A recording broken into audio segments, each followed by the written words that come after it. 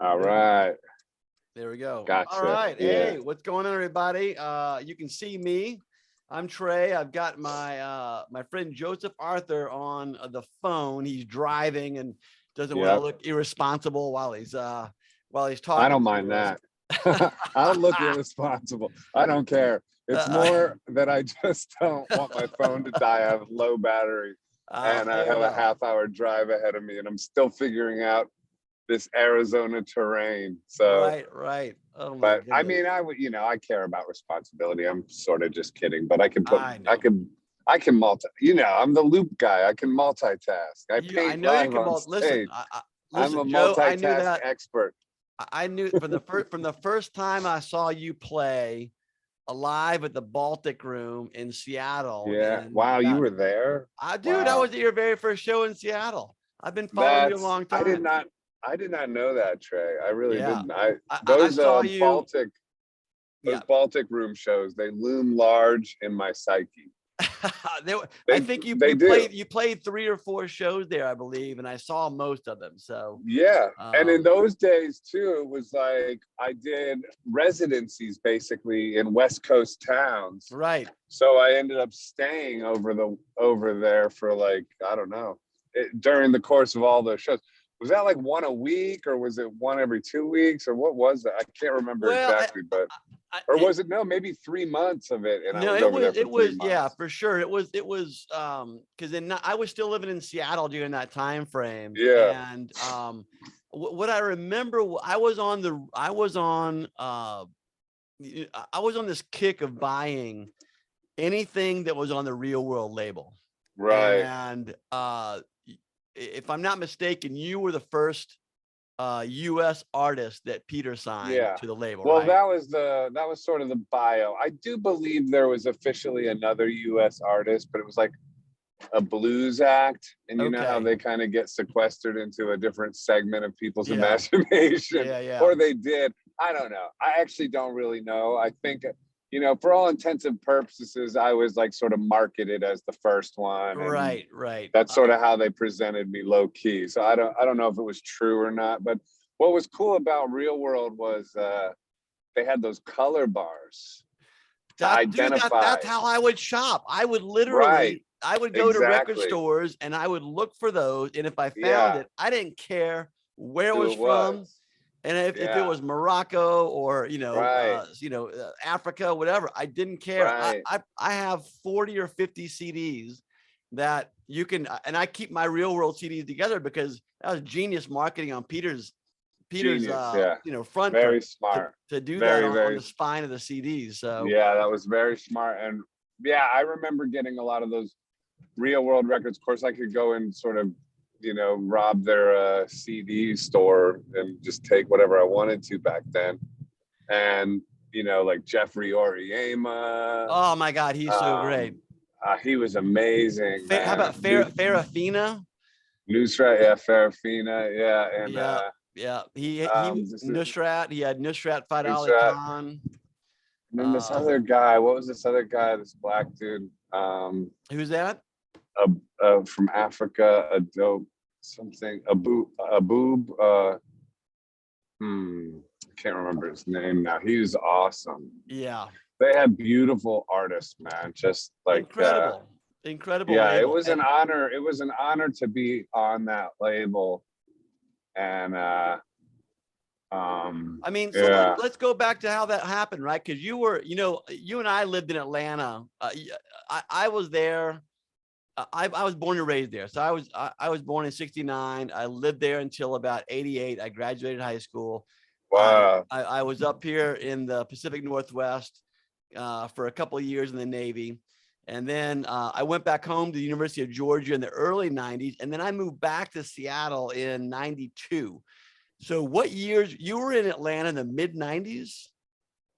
I got there. I graduated high school in 90 and then I moved. My headphone just went do. I hope I don't lose you. Are you there still? No, I got you.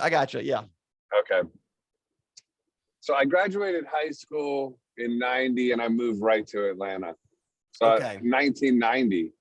And then I was there, I would say for I don't know, 4 or 5 years. Okay. And then I got signed to Peter Gabriel's label at the end of my tenure there. I mean, I basically kind of my college, but instead of going to college, I just worked at a guitar shop. I mean, I worked all kinds of places, but my last job, actually up until now, I haven't really had like it was working at a guitar shop.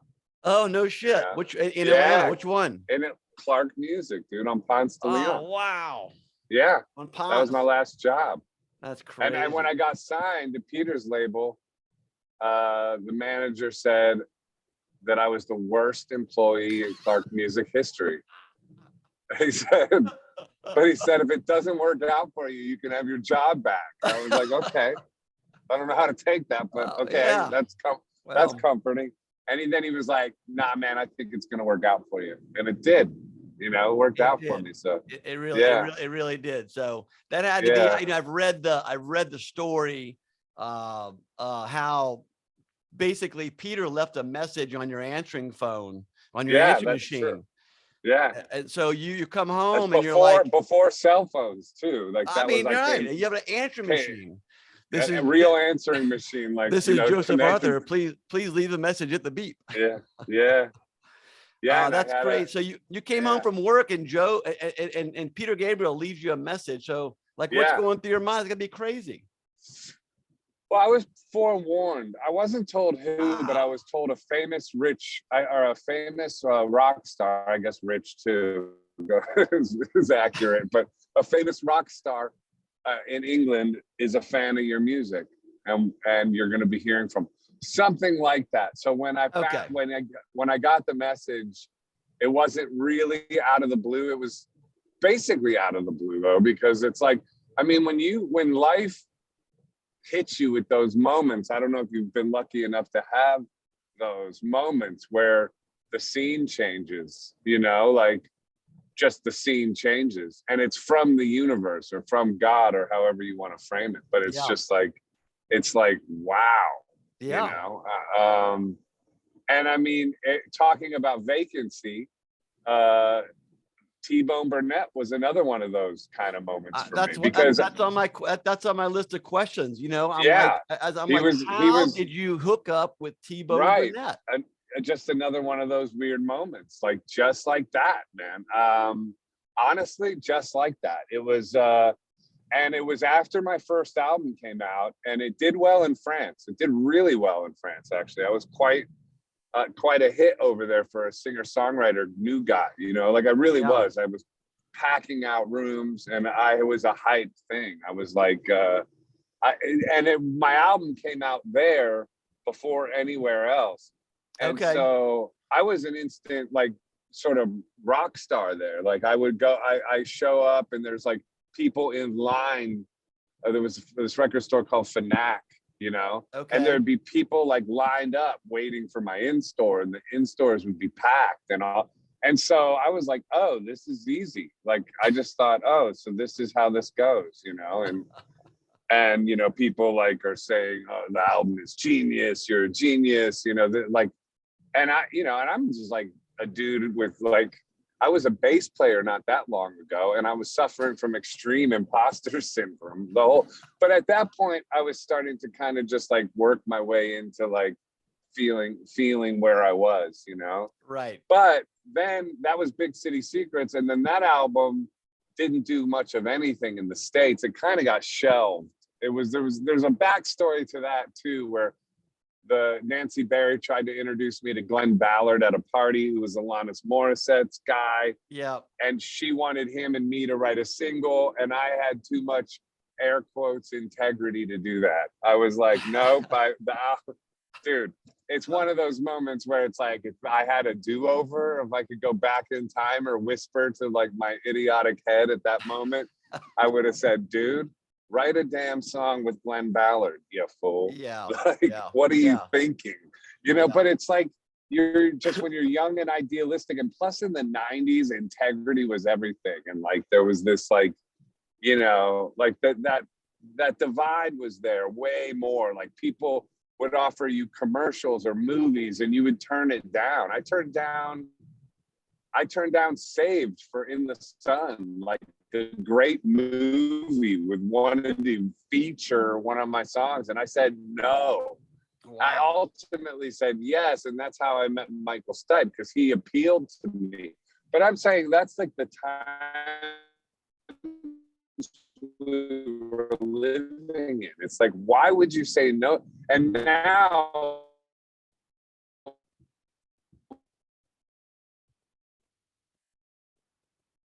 of course, nobody would say no to that. It's like idiotic, but we were kind of idiots. Integrity that didn't really mean, and nothing wrong with integrity, obviously, but getting your like smart business integrity. It's like actually just smart, more power, you know? Right, like, right. So, so this is a way to, it's a long story to wind up to where we got to Vacancy and Tebow, because at that point then my album sort of flopped in the States and I was a noise in France and everything, and a few European places, but it really was, it could have been like, that could have been the end had it not been for Real World. And and Virgin wasn't really psyched because my numbers weren't like crazy. And yeah, it was a thing in France, but that's not like enough to like really make them roll out the carpet for you. Was but Virgin, then it was Virgin the overarching umbrella under Real World was under the Virgin umbrella. Umbrella, exactly. So I was essentially on Virgin as well. It was a weird situation because I was on a couple different labels, which meant a lot of red tape and a lot of different, and it meant long waits. And so there was a long wait and I didn't really know what was next, and they were waiting, and there was, you know, and then my friend Yves Beauvais, who worked at Atlantic, now he just makes radios, or he works on vintage amps or something like that. But he worked with T-Bone on something. But anyway, he sent T-Bone In the Sun, which was a new song of mine at that point. Like, because that I was making demos at Real World. I spent a lot of time at Real World. Like, it was like a home away from home. I mean, I spent months there. Like, and so you know, just basically let me ask you about that, Joe, because at Real World, you know, here's the one thing that it's this fascinating to me. But between Big City Secrets and Vacancy, when you went to go to look, you're in Atlanta, you're a singer songwriter, and maybe you were just a bass player, but you obviously had written some songs that made it to Peter's ears, right? When you walk into Real World Records, he throws you in the middle of, you like name the musician you want to play with. I mean, it's incredible. Brian Eno sang on my first record. Eno. I mean, he was trying to get Dan Lanois to produce it. Then he was trying to get Brian to produce. I mean, then I asked him to produce it, and ultimately it went to Marcus Drabs, who then later produced Arcade Fire and Coldplay, and he was Brian Eno's understudy. But for a bunch of years after Big City Secrets, homie wasn't getting any gigs. He was like in the skids for a while, or at least like not huge gigs. I don't know. Maybe he was doing really great. I'm sure he was doing great work and but it was low profile. At least it wasn't Arcade Fire. Let's put it that way. That came like 10 something years later. You know what I mean? Where all of a sudden he became like a massive producer. So he wasn't.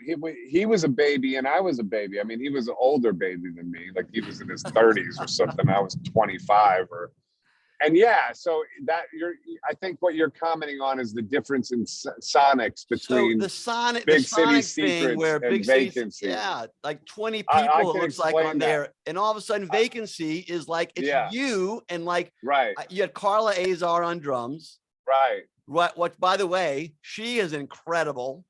I mean, she went on to, she was a Jack White. She's got Auto Lux. I mean, I fell in love with her during that too. Like that's a whole backstory too. I mean, no, there was an amazing group of people. Rick Will, but the difference sonically is Marcus produced my first record. Like Marcus was driving the bus, and I was more than a bass player. I mean, my demos are me playing everything. It's a lot of my self-made records now. I had that skill set then as well. I'm kind of like, I just started out as a bass player, so I refer to myself as that a lot. But like, you know, I kind of play everything. But Marcus drove the ship, and that was good. It was I enjoyed it. It was very collaborative, and it was good for me, who was just like feeling his way into this new realm. At least that's what I thought at the time. Like Yeah.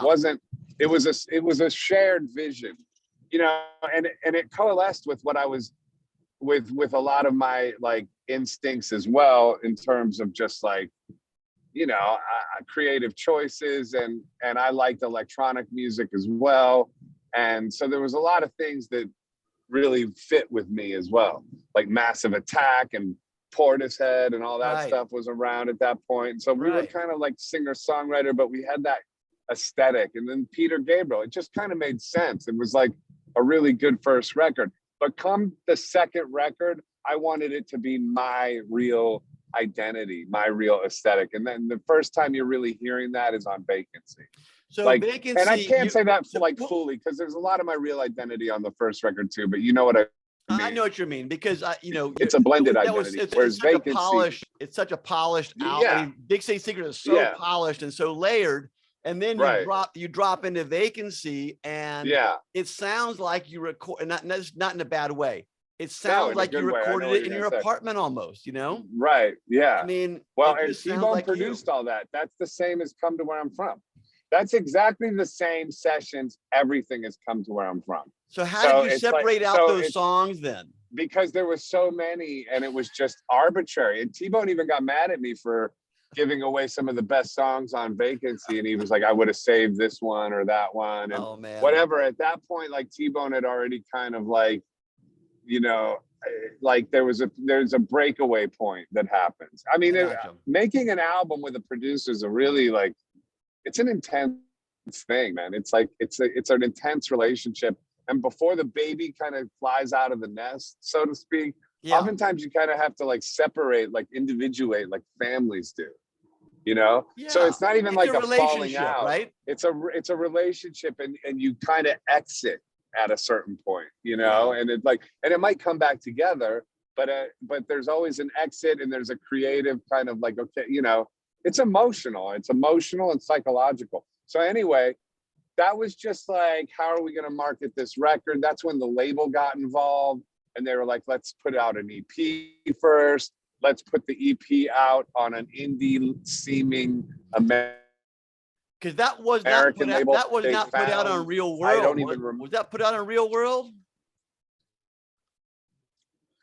Not, yeah, but this was all just behind the scenes. Like, no, I I mean, gotcha. it was, and it wasn't. They found, that's when Nancy Berry, and so Virgin, because of T-Bone's involvement, they all of a sudden rolled out the carpet for me. Like that, they really put Ah, a lot of money and energy into that record. Ironically, those records cost way, way, way more than Big City Secrets, even though it ended up sounding kind of like I recorded yeah. it in my And living that room. was done at Which is Sound kinda- City too, right? Oh yeah, Sound City, Yeah. exactly. So like, you know, when I watched Sound City, the documentary that Dave Grohl did, yeah. I Yeah. think about that because I knew that. I and was then- mad he didn't put me in that. He played on a version of In the Sun as well, which we might have released. I could never remember. There was a new version on a re-release recently, and I think it could be Grohl. It might be Carla. I can't remember. There was Okay. and there was no studio notes, so who knows? But Dave did play on one of the versions of that, and yeah. So Vacancy was like, they put it out on another label that was an indie American label, but that was pretty much Yeah. like, That was to it was like build like that undercover kind of- undercover records. right. So that was to build that was marketing more I than gotcha. anything else, I think, you know, that Yeah. because there was an engine behind it, but they wanted to make it appear like it was like this indie thing, which it really was. It was for like, sure. yeah. So in a way, it's like whatever. It's no big deal. It's like it's just record companies being record companies trying to sell it to a crowd, you know, which is fair enough, you know. And then Virgin put out Come to Where I'm From right after that, but they were you could even call it a double album, Vacancy and Come to Where I'm From, because it's exactly the same sessions. Like that, those, like, you know, we were done with the record, and then here's this group of songs, and then it's Vacancy and Come to Where I'm From. And then there was a new release by Real World recently that had some other outtakes, which are awesome as well, man. California, there's some other Yeah. ones that are just as good as anything on Vacancy or Come to Where I'm From, in my opinion. Actually, it's just as good as in that same vibe. It could have been a triptych, you know? I've always thought with you, because I feel like you're a prolific writer. Yeah, And I mean, just talking about this album alone, it sounds like you were for sure. It feels like it would be very like, how do you edit yourself, or it's don't hard. edit yourself, and you're just like, I I'm just gonna don't. put it all out, and we're gonna just That's see what always sticks. that's my vibe, man. I'm in the same thing right now. I have 30, 40 songs on my hard drive right now that I think are all good, like really good. Like Yeah. I'm not a really great self editor. Like, because I would just want to put it out. So I'm just like Yeah. figuring out ways to put it out. And for some reason, putting music out has always been the difficult part for me. And I'm in that same spot right now. It's funny. I've been here Yeah. before, where I have like what I consider to be really good stuff, Yeah. and I want to get it out, and I have to figure out a team and a way to do that. And things are like manifesting in that direction. So it's like Yeah. it'll happen. But that's the But business. That's the business side of it. Which I don't care. yeah, I don't care what element of art you're in. I don't care if you're an actor, if you're a singer, if you're a painter, if you're I think of winemaking as art. What I do, right? The yeah, business side of it is definitely not the boring. fun side of what you do. What you do Yeah, is creating stuff and having to deal with all the other bullshit is yeah. just, it's just part of it. And it's, you have to Well, be able to deal with some of it. there's new ways though now. I feel like with NFTs, there's Yeah. Web3 is going to provide interesting and creative ways of putting stuff out, and I'm gonna do some stuff in that realm for sure, and soon, and with this new stuff. Yeah. Oh, that's awesome. Yeah, So yeah. a few more questions about Vacancy. So when you were writing that album, when you were writing the songs for Come to Where I'm From and Vacancy, uh, was there a theme is the wrong word, but an overarching thought process when you were writing these songs? Because they feel very personal. They feel like, a lot of these songs they're certainly sound like they're dealing with substance issues. There's a lot of relationship issues going on. Was this you, or is this you just sort of writing stuff about your past? Was it your present? What was going on then? No, it was definitely me, and really personal and really like raw writing, Yeah. and just like like and also just like a young person with a lot of issues. Yeah. Yeah. That was very creative, you know what I mean? Right. Like, Right. and had a lot of emotion, so it's like that. It's like coming from that place, which that brings out some of the best work people ever can do in the realm of songwriting. I've always felt that. Yeah, that age. Now that's not to say that you can't still do work every bit as powerful in your later years. I mean, there's so many examples of that as well, like Leonard Cohen, like, Yeah. I Or mean, like, Lou. okay, Or like, Lou Reed. or Lou's a perfect example as well. Yeah. Now, you might like the first Velvet Underground stuff better, and that's fair enough. Like, there's a real case for that, but Yeah. like, that doesn't mean it's really better than like New York, or it just means you might like it better, but someone else is going to like New York better. And they're just different artists. You know what I mean? And like Leonard Yeah. Cohen's another example. Bob Dylan is another perfect Bob, yeah. example. I just like, saw Bob on Sunday. He just played in Washington State. Oh, well, how was he? He was good. Dude is old. So Yeah, apparently really he doesn't play guitar on this tour. Oh, really? He's just playing a harmonium thing or whatever. He plays his harmonium. He's got a really great band behind him. Charlie Sexton. He's got that guy's the best. That guy, shout out Charlie Sexton. Dude is the best. Yeah. Best guy. That guy's like an amazing dude. And then it's funny with Bob, you have some connections with Bob, with some of these musicians. Didn't Jim Keltner play with him? Oh yeah, Keltner was on Come to Where I'm From. He might be on Vacancy. I Well, can't he was remember on. I know he was everything. on "Come to Where I'm From." He's For definitely on sure. Come to Where I'm From, like Yeah. Invisible Hands. That's the most Jim Keltner drum performance of Jim Kelt. That's the most. And go listen to Invisible Hands from Come to Where I'm From and listen to those drums, man. Yeah. That's I mean, Jim Keltner. The soul on that stuff is so exquisite. But yeah, so, and he might be on Vacancy. I can't remember. Probably Carla, I think, if I'm remembering right. But yeah. there But was them. It was them too. Yeah. You talked about how it takes you talk about the songwriting has to come from something, right? And so Yeah. all the challenges of being being a young adult is hard. I don't care who you are. I don't care where you come from. Especially these days. Especially dude. these days, I mean, it's hard to be a are young you adult. kidding me? Like now, I So thought we were just up our own butt. that Now being they have said, me really. Yeah. we should, if that's the case, Joe, we should have a ton of great music and great art coming our way. Do you know what I mean? Like if people, if they're dealing, if they can channel it in the right way, there should be some great art coming. And I've always felt the best albums come from either heartbreak or heartache. I think of I love Beck, right? Yeah. My two favorite, and I love all of Beck stuff. I love his funky hip hop stuff, but Sea Change is right up there with Big City Secrets for me. Is one of my top 5 favorite albums. And that album came out of just pure heartbreak for Beck. And I feel terrible about loving that album because you had to go through that. Oh, I wouldn't do that. But I know, but it came from heartbreak. That's why it's so great. That's part of life. That's something to celebrate, really, more than anything. In my opinion, it's like if you can come out on the right side, part of life, right? dude. Heartbreak, yeah. Well, I think he's made out okay. No, listen, I'm not saying I'm not personal. I'm just saying that Beck's done fine too, for sure. But I mean, from I think you have. I guess it's how you process it. On the back end of everything, and then how you come out of that. So. Absolutely, and by the time you're being creative and making something like Sea Change, you're in a pretty great space emotionally. Even if you're sad, like real darkness is when you're paralyzed.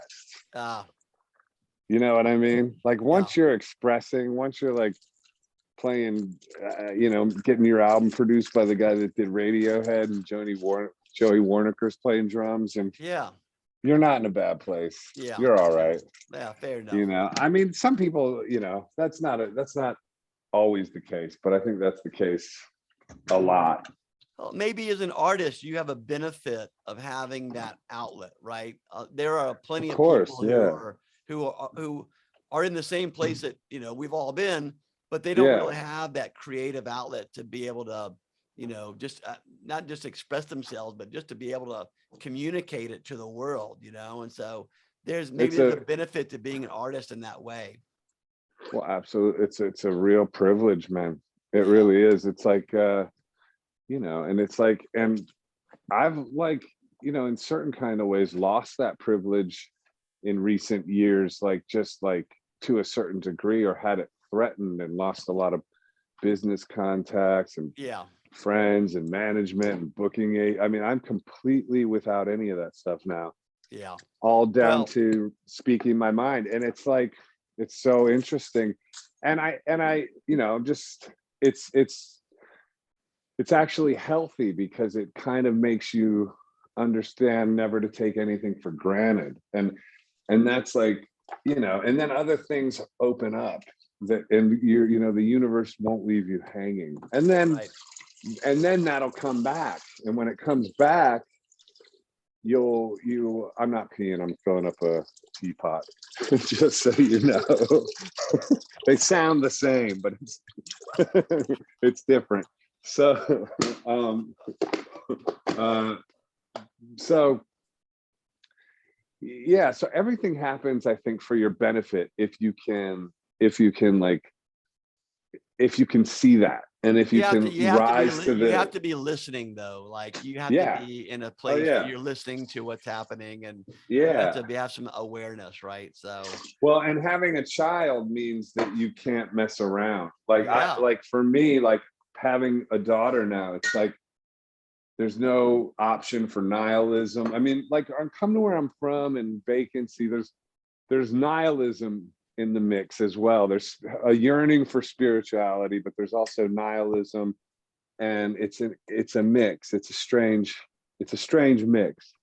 Um, so I can just tell you as a consumer of your music, as somebody yeah, who really loves what you've done through your career up to this point. And I know I'm going to love everything you're doing forward too, but you know, you have this way with words. It's not just your songwriting. The music itself is always it's incredible. But you know, I look at your lyrics as poetry, and I feel like you have this sort of stream of consciousness when you write.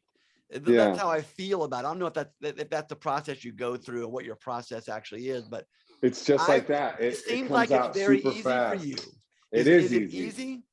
Oh yeah, it has to be like, I don't think. I just Yeah. like start writing, and there's a voice. I sort of, I guess, for lack of a better way of putting it, not to sound spooky, but it's like a voice I hear, and I just Yeah. write down what it says. Honestly, it's Yeah. like that. And then I'll like, usually I'll miss certain words when I'm writing it because I write it so fast. So I'll Yeah. go back and I'll like fill in a couple words that my head said that I didn't write, but like, and stuff like that. And then that's usually about it. I don't really usually edit much, and I don't labor. There's certain songs that I kind of wrote from my mind that are okay. They're not bad. Like Exhausted. I wrote that on purpose. Like they wanted me to write a rock song or something, or Marcus did. He gave me a sec like that. And like that's kind of like my mind writing those lyrics. And they're not That bad. that for It's a sure good song. sounds like that Exhausted sounds like a one take, just Yeah. like, I mean, yeah, incredible. Yeah, but that's like my mind. So Okay. it's like, and then most of the other stuff is coming more from my soul, I would say. you That's know. interesting. That's Yeah. awesome that you can tap into both though, you know? Yeah, like So I don't discount all mental stuff. Like, yeah. but usually when you labor over something, it's not as there's something about it that's not as amazing. Like those stuff that you don't labor over, it there's something about it that has a certain sense of magic to it, I think, you know. you know, there's got to be artists out there that have a really difficult time in writing, and they struggle with it, and whether it's a, you know, writer's block, or if it's just part of their process or whatever.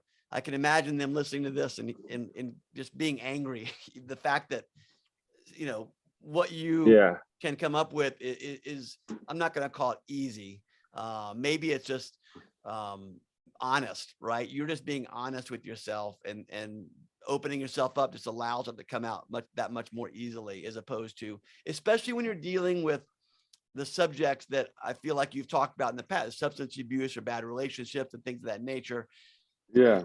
Those are not easy to open up to anyone about ever. And that's why we have such a big issue in the, you know, in the country with substance abuse and things of that nature. But I think if you obviously have allowed yourself to be able to express that through song, and Well, also, I got into AA when I was 20. I've been in 12 steps since I was 20. oh wow, okay, So yeah, and I was a professional musician in high school. So I was okay, drinking a lot, even when I all was right, like 11, a junior in high school. So you think, oh, you got in when you're 20, you must not have had that much experience. It's like, no, I had a lot of experience already. wow, And so, yeah, so I was already so comfortable with talking about all that stuff.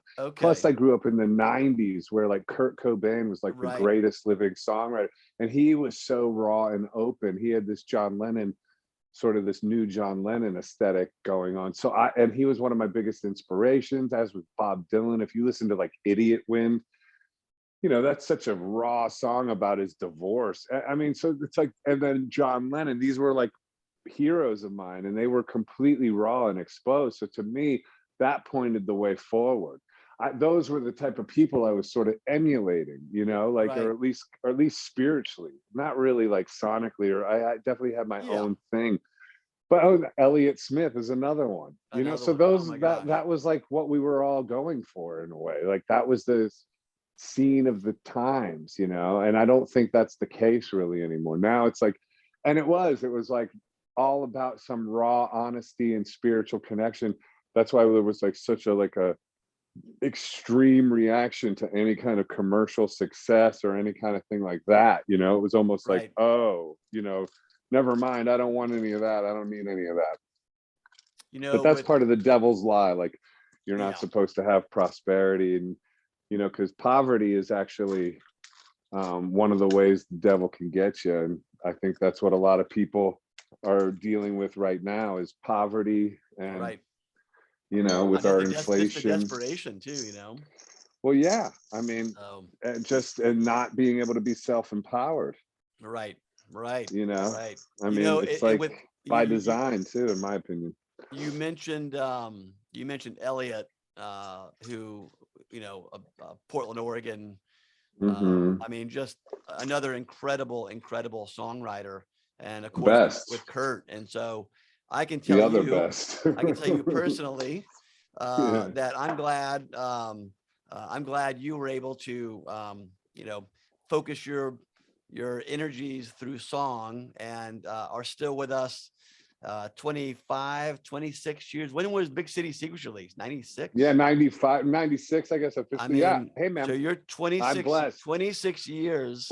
I'm blessed in that way, man. Yeah. And I think But about you're it, and I still with us. definitely, You're still yeah. with us. Where And Kurt and I Elliot. definitely, yeah, I pushed it a few times. You know what I mean? So Yeah. it's like, I'm really glad, and that's not to sound romantic or badass or Yeah. anything like No, that. no. It's just being truthful. It's like, Yeah. it's and so I feel very fortunate, man, every day, including even going through, rough, sort of air quotes, rough times or whatever. I don't actually think I'm going through a rough time right now. I think I'm going through a golden time right Yeah. now. Well, I Like, mean, but look, like, you've got I don't know how long you and your spouse have been together, but you've got a yeah, beautiful new baby girl, yeah, and exactly. relocated to and Arizona, and and a new career path, dude. yeah. Like Yeah. that's the thing. And music hasn't gone away. It's like it took a temp. Like I kind of got kicked out of the club for a second, but then this whole new career path opened up. And here's the cool thing: is when you have like a new career path, it's like that young and like that energy of like what we're the days we're talking about right now, right? Right. Like Vacancy, Come to Where I'm From, Big City Secrets. That's when all of it was brand new, and it was like, holy crap, you mean I'm Yeah. hanging out with this person, or I'm doing this, or I'm doing that. And dude, it wasn't like it was particularly extravagant. I mean, yeah, going to Real World was extravagant, working with T-Bone Burnett was extravagant. There was extravagant elements to it, but really the grind of it was in a van, tour manager, going to clubs. Yeah, they were Right. packed in France, but in America they weren't, not at all. It was rough. It was like, so it was rough and ready, but it's like those are the times when you're like, wow, you're on the cusp of new energy, and it's so brilliant. And dude, I have that same thing going on now with this radio job, because it's Right. like I'm interviewing all these incredible minds, dude. Every day I have to research and learn.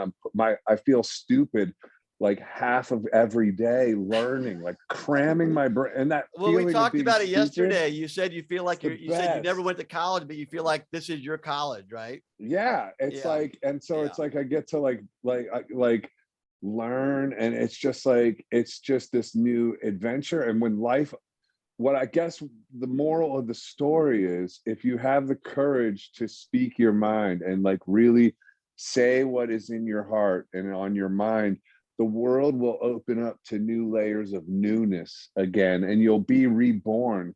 And maybe from the outside it'll look like, oh, look what happened, that's a cautionary tale, depending on your perception of it. But from the inside, I'm telling you, it's like that new feeling of excitement again, which is like great to make new music, man. And I will. And Yeah. I have, like I said, a whole laptop full of it. And I'm going to like, and I'm talking to some really interesting people about doing some really cool stuff, you know, like, and I'm sure it'll come out, but it's never going to be new again. It's never going to be like, oh, I'm putting out, you know, I'm never going to put out Big City Secrets again. I'm never going to put out Come to Where I'm From again and go on Right. my tour for the first. Now, that's not to say that putting out an album won't be magical and going on tour won't be magical. It will, and it'll be new for its time. And actually, though, taking a big long break from it will make it really new again once it finally comes back. But in the meantime, I'm doing this whole other new thing that has all that same energy. And it's like, I feel like that's what we need to gear our life towards, is finding new pathways that give you that feeling of being born again. That sounds, John Lennon could have said that. You know what I mean? I mean, the last 3 or 4 years of Lennon's life, when he was so outspoken, Yeah. and, you know, didn't really care what anybody was saying about him, didn't care if you were a Beatles fan before or not. Yeah. He was speaking his truth. And if you wanted to fly along that same line of his truth, that's okay. And if he didn't care either. So, Well, and like John Lennon too, I have a new daughter, man. So my yeah, focus is like, dude, I love spending every chance I get spending time with her. It's like, that's awesome, man. dude, it's like, it's the best thing, man. It's Yeah. weird. It's like, it's just, I don't, it's hard to explain. I had a friend I was on a Zoom call with earlier, or a FaceTime or whatever. And he was like, man, it's people who, it's hard to explain. He's a father, his kids are older, but he's like, man, it's hard to explain to people who don't have kids what it's like, isn't it? And I'm Yeah. like, yeah, dude, I don't know. It's just like, and I said to him, I was like, from the outside, it probably looks like it would be grueling because they cry a lot, they need attention a lot, they need a constant attention. You can't like do anything on your phone when you're around. Like, I mean, it's like, it's constant, but it's It's like, true. it's not grueling because it's fueled by love. So it's like, Yeah. and you Yeah. just so aware, you're so connected with this little being, and you're trying, and you're in this new language, and everything is new, and it's just like, I don't know. And you also know, like, I'm lucky that I'm an older first time dad in a way, because I know how temporary everything is from my Yeah. life. Like, Right. if I was like 25 and doing this, I wouldn't know how You'd miss half of it. temporary, You would, I wouldn't know how temporary each phase was. And now, since I've gone through so many phases of life, and I'm like, oh, wherever I am, I need to embrace this. And even leaving New York recently, like, dude, all of my 25 something years in New York, dude, yeah. that's behind me now, man. Right. All of that.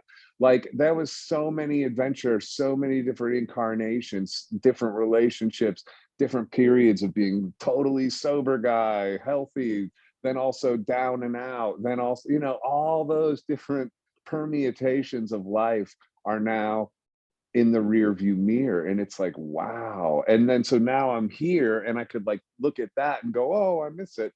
Or I can be in Arizona now and go to the mountain and ride a mountain bike and Right. lean into this radio job, and, you know, and be a father, and then and realize that this too will be in my rear view mirror, and this too holds all of the magic that any part of my past did, and more. And I'm here, and to really appreciate it, because, you know, like in that real world time, I was just like so caught up in all these other mental quagmires and fears, and I didn't really know all this stuff now. So it's Right. like, you can Right. get to a point where you can really enjoy life and really see it for what it is, and get out of your own way of enjoying it. That's like, man, that's when you're hitting, you know, you're hitting it, you Well, know. it feels to me like there's also a bunch of stuff to mine there for some future music too. You know what I mean? Oh Like yeah, a dude. completely different chapter, right? A completely Yeah, of different, course. you're mining from all these new emotions and all these new feelings, and so hopefully there's going to be some creative Yeah. juices flowing and some Dude, new songs music, in the however it key comes of out. life, dude. Like Stevie Wonder wrote all that for his Yeah, daughter, man. that's Isn't she right. That's lovely? That right. was for his little girl. It's like, Yep. it's like that's Yeah. I got my songs in the key of life coming up, I dude. love it. I can't wait to hear it, man. Well, Joe, I've kept you long enough, buddy. Yeah, I got to you get know, after it now. I got to write 3 editorials and oh my make up goodness. stuff to say on the radio in about an hour, Yeah. mind you. Well, All right, dude. I appreciate your time. It's great to reconnect with you. You too, Thanks, Trey. thanks for this. I'm gonna share this with our group who are getting the Vacancy album, and I will make sure when we're done, make sure you text me your address, and I'll mail you some copies Yeah, so you can hand out to friends and stuff. I love it, man. And yeah, let me know. And are you going to put this on YouTube? Yeah, I'll put it on YouTube, and I'll probably even So, throw it up on the Facebook world and all that other stuff yeah, too. So I'll send do you all it. those links. And send me a link, man. And God bless you, brother. You too, brother. Talk to you later, We'll Joe. talk soon. Bye All right. bye. Bye.